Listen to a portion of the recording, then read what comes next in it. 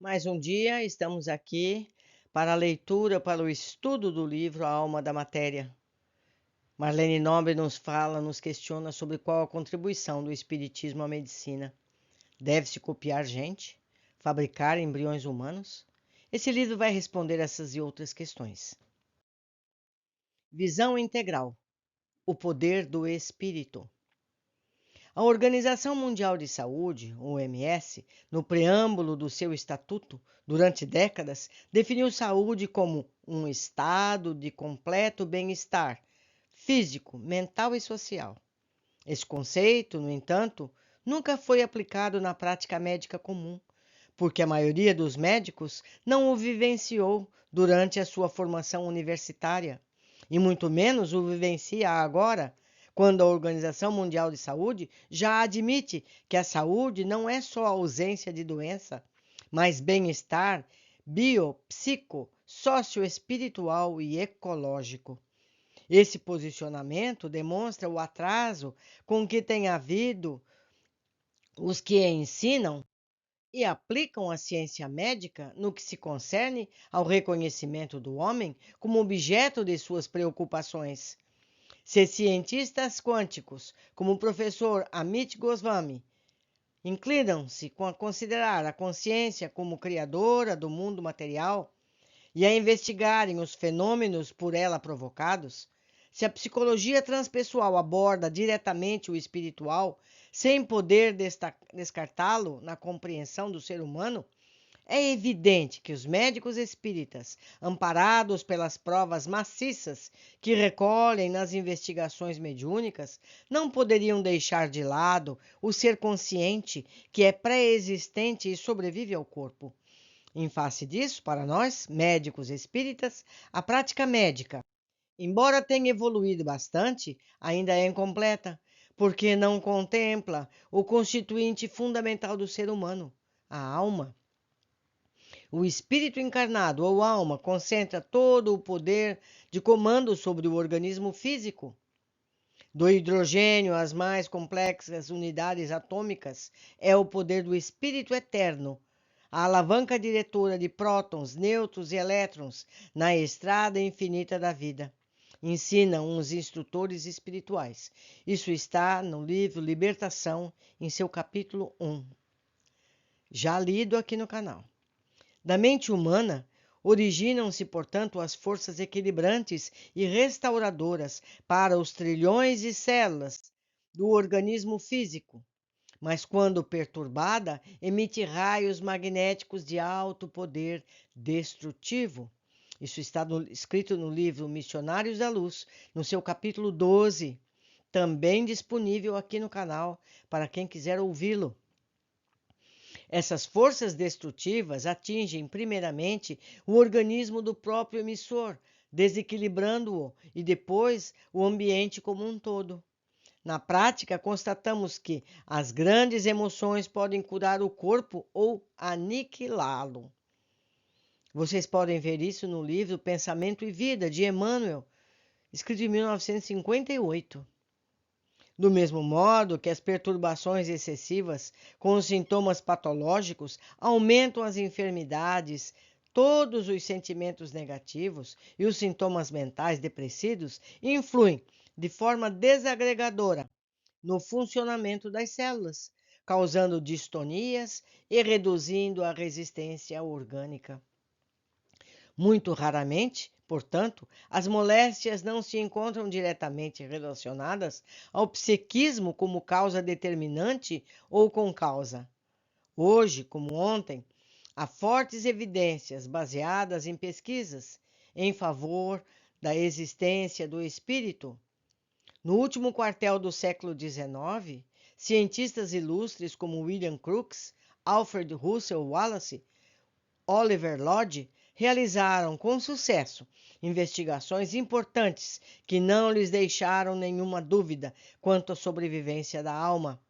A partir do século XX, inúmeras pesquisas foram conduzidas por investigadores que, de certo modo geral, desconhecem o espiritismo em diversas áreas, tais como experiências de quase morte, está aqui o livro em inglês, visões no leito de morte, experiência fora do corpo, transcomunicação instrumental, reencarnação. Para maiores informações, recomendamos o livro do engenheiro Hernande Guimarães Andrade, Morte, uma luz no fim do túnel. Meus amigos, há bibliografias imensas a serem pesquisadas sobre todos esses temas. Não é achismo, não é divagação de uma pessoa religiosa. Tudo isso já está comprovado e publicado. No fim dessa leitura, eu deixarei um capítulo pleno só de bibliografia. Continuando. Não há tempo para detalharmos essas pesquisas, mas é oportuno lembrar, pelo menos, as que se referem à experiência de quase-morte, cujos registros têm sido realizados por colegas médicos de diversos países, psicólogos e outros investigadores, e que evidenciam a presença de um ser imaterial presidindo o corpo humano. E eu recomendo a todos um canal aqui no YouTube. O canal chama Afinal, Quem Somos Nós? Vale a pena ver as centenas de casos narrados por pessoas sobre suas experiências. Vale a pena conhecer. Continuando. Centenas de doentes que sobreviveram à morte relataram aos investigadores as experiências que vivenciaram no lapso de tempo em que foram considerados clinicamente mortos. Esses casos podem ser acompanhados na casuística do cardiologista Michael Sabon, dos psiquiatras Raymond Moody Jr., Elizabeth Kubler-Ross, do pediatra Melvin Morse e dos psicólogos Catherine Ring e Margot Gray, além de outros. Me perdoem a pronúncia, meus amigos. Isso tem aqui a nota 13. As informações podem ser encontradas nos livros de Michael Sabon, Recordações da Morte, de Monde, Vida Após a Vida, que está aqui no canal, lido para quem quiser.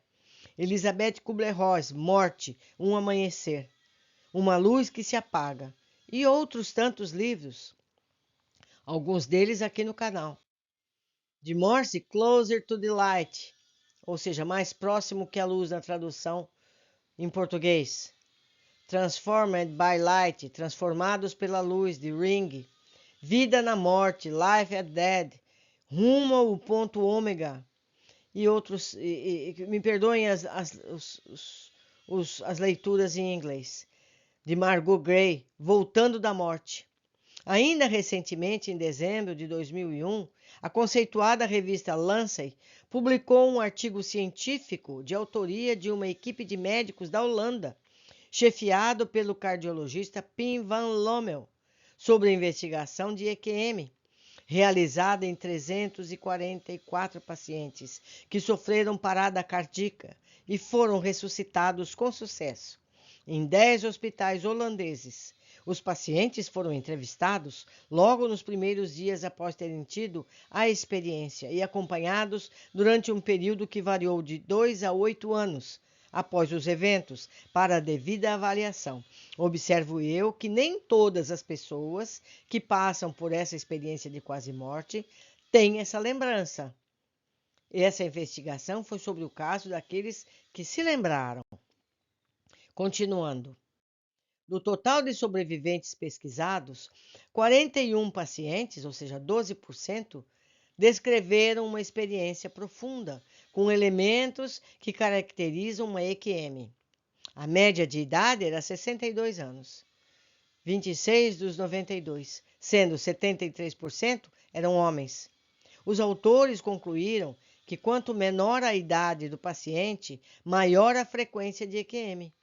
Verificaram também que a percentagem de ocorrência de EQM foi menor do que em outros estudos, que revelaram uma incidência de 30%. Provavelmente porque a média de idade na investigação na Holanda era muito elevada. As pesquisas de EQM levavam muitos questionamentos. Consciência, memória estariam realmente localizadas no cérebro, como querem os reducionistas materialistas, ou estaria na alma e teriam no encéfalo o seu reflexo, o seu instrumento de expressão, conforme pensam os espiritualistas? Como poderia o paciente experimentar uma clara consciência fora do corpo no momento em que seu cérebro é afetado por uma parada cardíaca e o eletrocardiograma se mostra-se plano, ou seja, sem os bips, sem os pontos que indicam a vida?